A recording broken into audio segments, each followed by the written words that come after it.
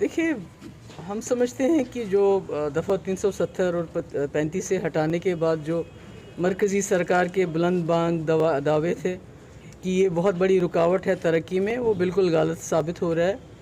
एक तो पहले ही लोगों की पगड़ियाँ उछाली गईं, लोगों का तशख़्ख़ुस छीना गया, और उसके बाद जो तरक्की का ढोंग ये मचा रहे हैं, बता रहे हैं। यहाँ का जो भाईचारा है, कहीं ना कहीं उस पर भी जो हिंदू मुस्लिम इकट्ठे रहते हैं, उस पर भी कहीं ना कहीं जो कम्युनल जमातों का जो जमावड़ा है, वो उस पर भी अटैक करना चाहते हैं। भाई बहनों को आपस में लड़ाना चाहते हैं, गुजर पहाड़ी करना चाहते हैं, कश्मीरी गुजर करना चाहते हैं। तो ये सही नहीं है, और मैं समझती हूँ कि इससे कुछ हासिल होने वाला नहीं। यहाँ भी खौफ है, यहाँ भी डर है कि बात करेंगे तो पकड़ के ले जाएंगे हम। नहीं, वो तो रोज़ ही जब भी मुझे कहीं जाना होता है तो उनकी मर्ज़ी नहीं होती है तो बाहर से ताला लगा देते हैं, गेट पे बंद कर देते हैं। तो हम क्या कर सकते हैं?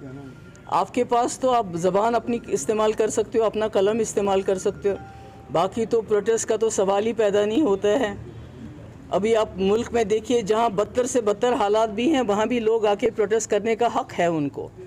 तो यहाँ तो आपको प्रोटेस्ट करने भी नहीं देते। अगर आप पीसफुल प्रोटेस्ट करना चाहें किसी चीज़ के ख़िलाफ़, उसकी बात भी नहीं करने देते हैं, और जब भी इनका दिल चाहता है तो नज़रबंद कर देते हैं। तो क्या ये तो ज़्यादा जो मरकज़ी सरकार का जो ज़्यादा ज़ोर है वो दिखावे पे है।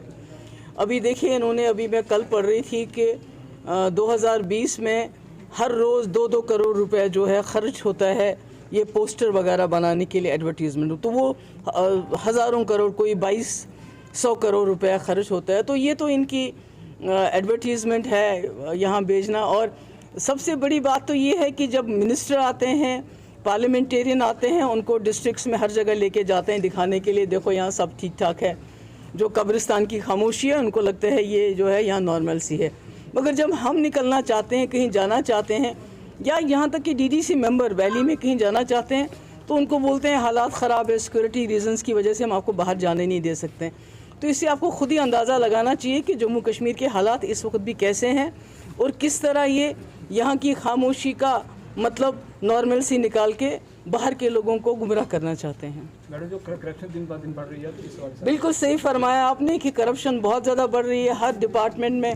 इतनी ज़्यादा, मैंने पहले भी कहा, अगर पहले 10% या 20% करप्शन होती थी, अब 50% से पहले काम ही नहीं निकलता है। और इसमें सबसे ज़्यादा जो गरीब पिस रहे हैं, जो सबसे ज़्यादा उन्हीं का काम पड़ता है, छोटे ऑफिस से लेके बड़े ऑफिस में, तो गरीब इसमें पिस रहा है। हर चीज़ में करप्शन में, अगर यहाँ तक कि राशन कार्ड बनाना हो उसमें भी करप्शन होती है।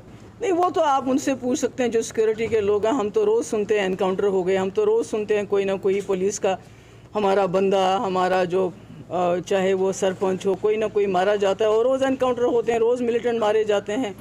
तो वो तो कितना कम हुआ है, कितना ज़्यादा हुआ है, तो सिक्योरिटी के लोग बता सकते हैं। मुझे बताओ, मेरे से पूछो कि यहाँ जम्मू कश्मीर के हालात क्या हैं, यहाँ कैसे लोगों का दम घुट रहा है, यहाँ किस तरह लोगों का जीना हराम करके रखा हो, यहाँ कितनी बेरोज़गारी है, बेकारी है। हमारे बॉर्डर के इलाकों में लोगों का क्या हाल है, 7 बजे उनका गेट बंद किया जाता है।